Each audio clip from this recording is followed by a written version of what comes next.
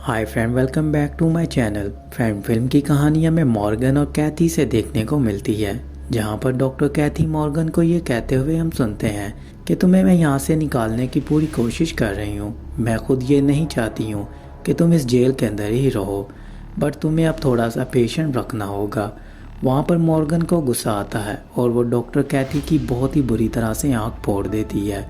Scene यहाँ से shift होता है और हमें ली वेदर को दिखाया जाता है, जो एक बचाव पक्ष में काम कर रही होती है। जहाँ पर ये आदमी ली वेदर को इस केस के बारे में बताता है और उसे कहता है कि तुम्हें इसको जाकर चेक करना होगा।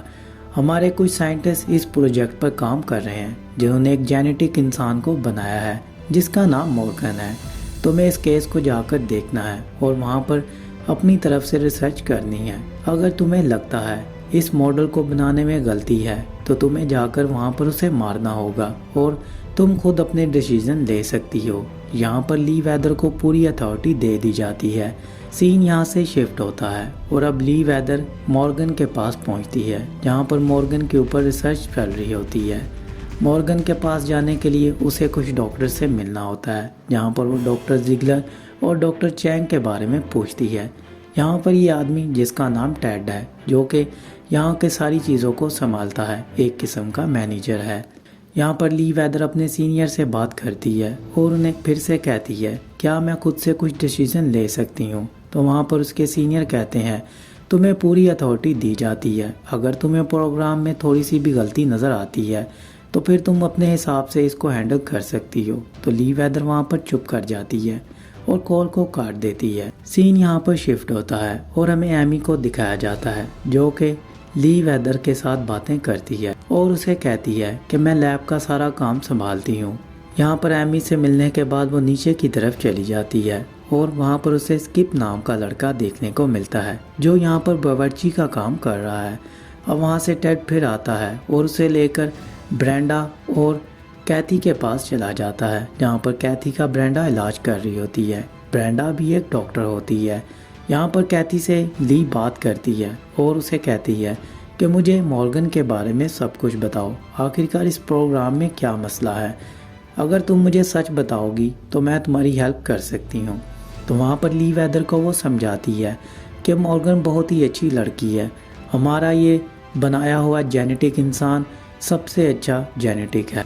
तो यहाँ पर कैथी मॉर्गन की बहुत ज़्यादा तारीफ़ें करती है और उसे कहती है कि मॉर्गन बहुत ही अच्छी लड़की है, जब तुम उससे मिलोगी तो वो तुम्हारा दिल जीत लेगी। तो लीव उसे वहाँ पर कोई भी रिप्लाई नहीं करती है और वहाँ से बाहर चली जाती है। सीन यहाँ से शिफ्ट होता है। अब ली को हम देखते हैं वो डॉक्टर जिगलर से मिलती है, जहाँ पर डॉक्टर जिगलर से वो मॉर्गन के बारे में पूछती है। वहाँ पर डॉक्टर जिगलर उसे मॉर्गन के बारे में बताता है, जब उसे बनाया जाता है, उसे कैसे बनाया जाता है, वो सारी चीज़ें वो रिकॉर्ड में दिखाता है और फिर उसके बचपन की वो कुछ वीडियोस को दिखाता है, जिनको देखने के बाद ली वेदर बहुत ही ज़्यादा हैरान होती है, बट वो सरप्राइज़ बिल्कुल भी नहीं होती है। यहाँ पर जितने भी डॉक्टर होते हैं वो सब लोग मॉर्गन से बहुत ही ज़्यादा प्यार करते हैं, क्योंकि वो मॉर्गन को अपने बच्चे की तरह रख रहे होते हैं। यहाँ पर ली वेदर को एक चीज़ तो समझ में आ जाती है कि ये सब लोग इमोशनल अटैचमेंट में उसके साथ रह रहे हैं, जो ली वेदर को बहुत ही ज़्यादा अजीब लगता है। वहाँ से ली वेदर उसे कहती है कि मुझे मॉर्गन से मिलना है, तो उसे वो मॉर्गन से मिलाने के लिए ले जाते हैं। यहाँ पर अब हमें मॉर्गन को दिखाया जाता है और ये आदमी, जिसका नाम डैरेन है, जो मॉर्गन के ऊपर नज़र रखता है। मॉर्गन की हर एक्टिविटीज़ के ऊपर उसकी नज़र होती है। ये 24 घंटे मॉर्गन के पास ही बैठा रहता है। यहाँ पर मॉर्गन ली वेदर से बात करती है। उसे पहले से ही पता होता है कि ये बचाव पक्ष से आई है।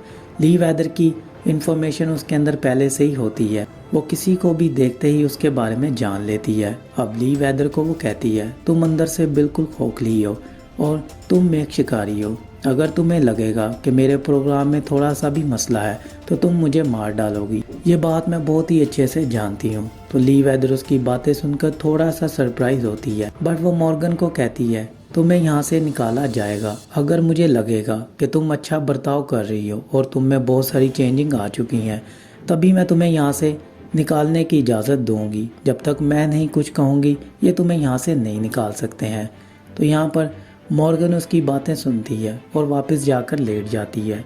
सीन यहाँ से शिफ्ट होता है। अब सब लोग बैठकर डिनर करते हैं। यहाँ पर सभी लोग एक दूसरे से बातें कर रहे होते हैं और वहाँ पर डॉक्टर चैंग आती हैं जिन्होंने मॉर्गन को बनाया होता है। वहाँ पर डॉक्टर चैंग से मिलने के बाद ली वेदर बहुत ही ज़्यादा हैरान होती है। उनकी कुछ बातों से उसे लगता है कि ये खुद चाहती हैं कि मॉर्गन को ख़त्म कर दिया जाए, जिसको सुनने के बाद ली वेदर ये फैसला नहीं करती है कि हमें इसे मारना है या ज़िंदा रखना है। यहाँ पर डॉक्टर चैंग मॉर्गन के बिल्कुल ख़िलाफ़ होती है, बट वो मॉर्गन को बहुत ही ज़्यादा प्यार करती है। वो उसे अपनी बेटी की तरह ही समझ रही होती है, तो यहाँ पर उसके अंदर भी थोड़ी बहुत इमोशनल अटैचमेंट्स होती हैं। सीन यहाँ से शिफ्ट होता है। अब हमें एमी को दिखाया जाता है जो कि मॉर्गन से जाकर बात करती है। वो सभी कैमरास को ऑफ करती है और वहाँ पर मॉर्गन को कहती है, मैं तुम्हें जल्दी ही यहाँ से निकाल लूँगी, मैं तुम्हें कभी भी इसके अंदर नहीं रहने दूँगी, तुम ये बात जानती हो। तो यहाँ पर एमी और मॉर्गन की हमें अटैचमेंट नज़र आती है जो कि एक दूसरे के साथ बहुत ही ज़्यादा प्यार करती हैं।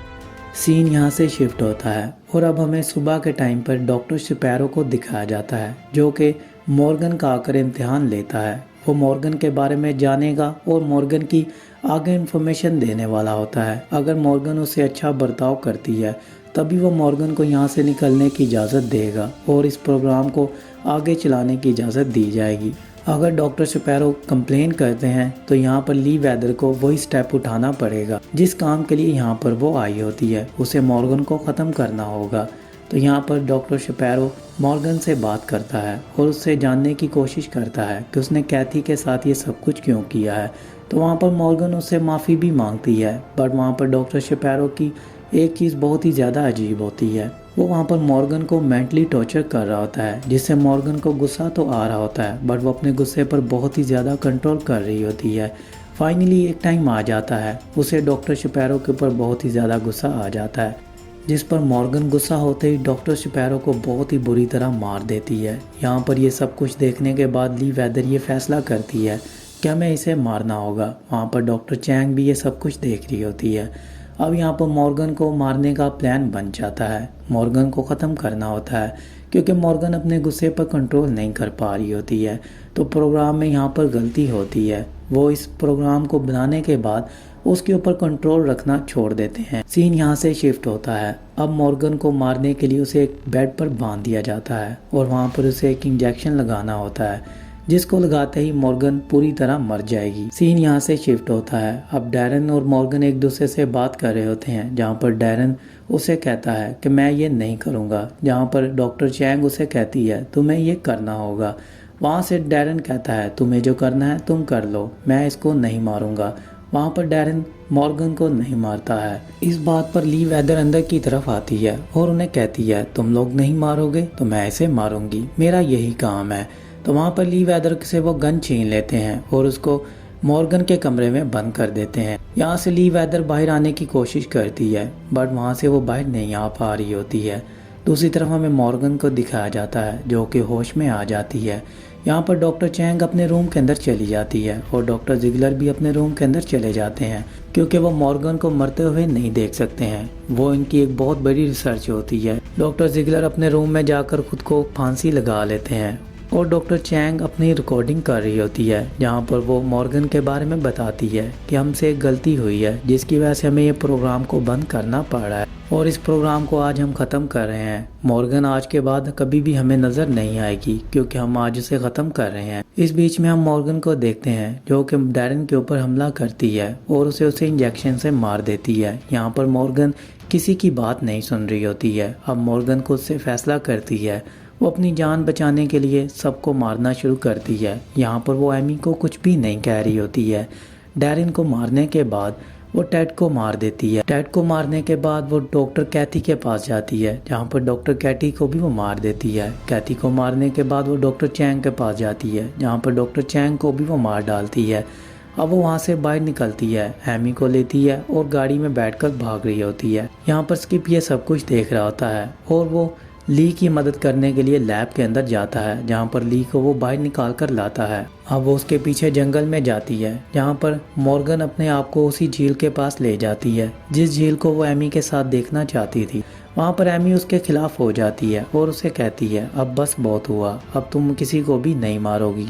वहाँ पर अब ली भी पहुँच जाती है जो कि स्किप की गन लेकर आई होती है। वहाँ पर वो गोली चलाती है और वहाँ पर मॉर्गन आ जाती है। यहाँ पर मॉर्गन और ली की हमें फाइट नज़र आती है, जो कि बहुत ही दमदार फाइट होते हुए हम देखते हैं। फाइनली वहाँ पर मॉर्गन ली को बहुत ही बुरी तरह एक लकड़ी के अंदर मारती है। वहाँ से मॉर्गन वापस झील के पास चली जाती है और यहाँ पर अब फिर से एमी उसे कहती है कि मैं तुम्हें अब किसी को भी नहीं मारने दूंगी। बट वहाँ पर अब ली फिर से उठकर आ जाती है और यहाँ पर ली मॉर्गन को पानी के अंदर डुबोकर वहीं पर ही मार देती है।